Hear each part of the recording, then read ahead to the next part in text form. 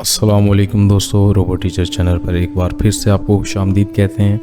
امید کرتے ہیں کہ آپ کو ہماری ویڈیوز پسند آتی ہوں گی۔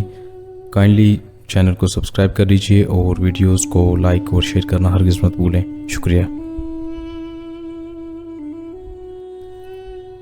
جنگ احد کے بہت دن بعد اسے پتہ چلا تھا کہ جب مکہ میں قریش لشکر جمع کر رہے تھے تو اس کی اطلاع رسول اکرم صلی اللہ علیہ وآلہ وسلم کو مل گئی تھی، اور جب یہ لشکر مدینہ کے راستے میں تھا تو رسول خدا کو اس کی رفتار، پڑاؤ اور مدینے سے فاصلے کی اطلاعیں مسلسل ملتی رہی تھیں۔ آپ صلی اللہ علیہ وسلم کو لشکر کے مکہ سے کوچ کی اطلاع حضرت عباس نے دی تھی۔ قریش کے اس لشکر نے مدینہ سے کچھ میل دور کوہ احد کے قریب ایک ایسی جگہ کیمپ کیا تھا جو ہری بھری تھی اور وہاں پانی بھی تھا۔ خالد کو معلوم نہ تھا کہ مسلمانوں کے 2 جاسوس اس لشکر کی پوری تعداد دیکھ آئے ہیں اور رسول اکرم صلی اللہ علیہ وسلم کو بتا چکے ہیں۔ 21 مارچ 625 عیسوی کے روز رسول کریم نے اپنی فوج کو کوچ کا حکم دیا اور شیخین نام کی ایک پہاڑی کے دامن میں جا خیمہ زن ہوئے۔ آپ کے ساتھ 1000 پیادہ مجاہدین تھے، جن میں 100 نے سروں پر زرہ پہن رکھی تھی۔ مجاہدین کے پاس صرف 2 گھوڑے تھے، جن میں سے ایک رسول کریم کے پاس تھا۔ اس موقع پر مسلمانوں کے نفاق کا پہلا خطرناک مظاہرہ ہوا جو غداری کے مترادف تھا۔ مدینے کے بعض ایسے لوگوں نے اسلام قبول کر لیا تھا جو دل سے مسلمان نہیں ہوئے تھے۔ انہیں رسول مقبول نے منافقین کہا تھا۔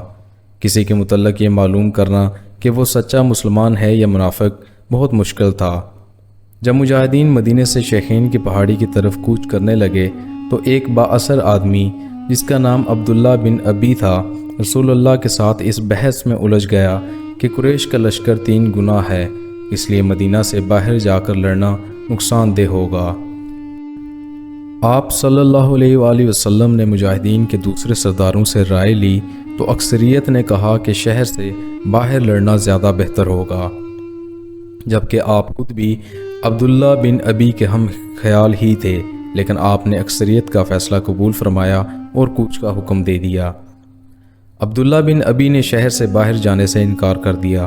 اس کے پیچھے ہٹنے کی دیر تھی کہ مجاہدین اسلام میں سے 300 آدمی پیچھے ہٹ گئے۔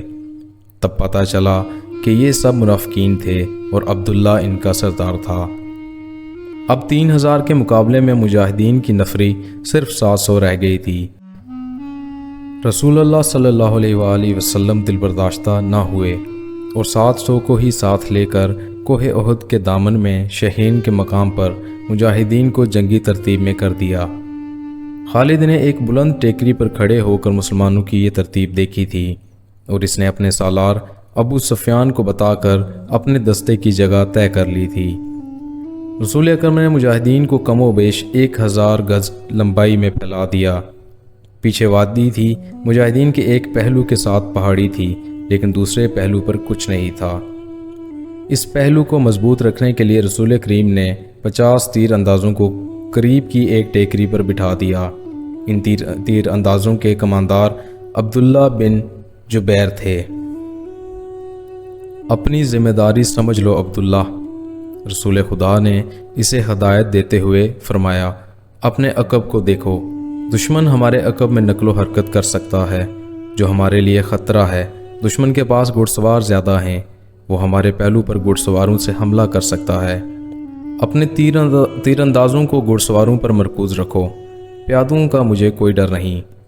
تقریباً تمام مستند مورخین، جن میں ابن حشام اور واقدی خاص طور پر قابل ذکر ہیں، لکھتے ہیں کہ رسول کریم نے عبداللہ بن جبیر کو واضح الفاظ میں کہا تھا، ہمارا عقب صرف تمہاری بیداری اور مستعدی سے محفوظ رہے گا۔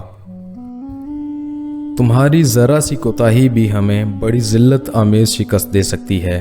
یاد رکھو عبداللہ، اگر تم دشمن کو بھاگتے ہوئے اور ہمیں فتح یاب ہوتے ہوئے دیکھ لو تو بھی اس جگہ سے نہ ہلنا۔ اگر دیکھو ہم پر دشمن کا دباؤ بڑھ گیا ہے اور تمہیں ہماری مدد کے لیے پہنچنا چاہیے تو بھی یہ جگہ نہ چھوڑنا۔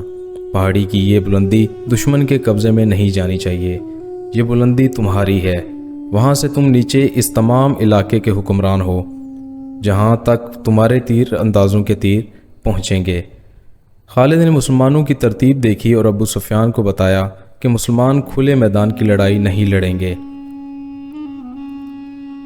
ابو سفیان کو اپنی کثیر نفری پر ناز تھا۔ وہ چاہتا تھا کہ لڑائی کھلے میدان یعنی لامحدود محاذ پر ہو تاکہ وہ اپنے پیادوں اور گھوڑوں کی افراد سے مجاہدین اسلام کو کچل ڈالے۔ خالد کو اپنے باپ نے جنگی چالوں کی تربیت بچپن سے دینی شروع کر دی تھی۔ دشمن پر بے خبری میں پہلو یا عقب سے جھپٹنا، دشمن کو چکر دے دے کر مارنا، اپنے دستوں کی تقسیم اور ان پر کنٹرول اس تربیت میں شامل تھا جو اسے باپ نے دی تھی۔ اس نے تجربہ کار سردار کی نگاہوں سے مجاہدین کی ترتیب دیکھی تو اس نے محسوس کیا کہ مسلمان فن و حرب کے کمالات دکھا سکتے ہیں۔ ابو سفیان اپنی فوج کو مسلمانوں کے بالمقابل لے گیا۔ اس نے گھڑ سواروں کو مسلمانوں کے پہلوؤں پر حملہ کرنے کے لیے بھیجا۔ ایک پہلو پر خالد اور دوسرے پر اکرمہ تھا۔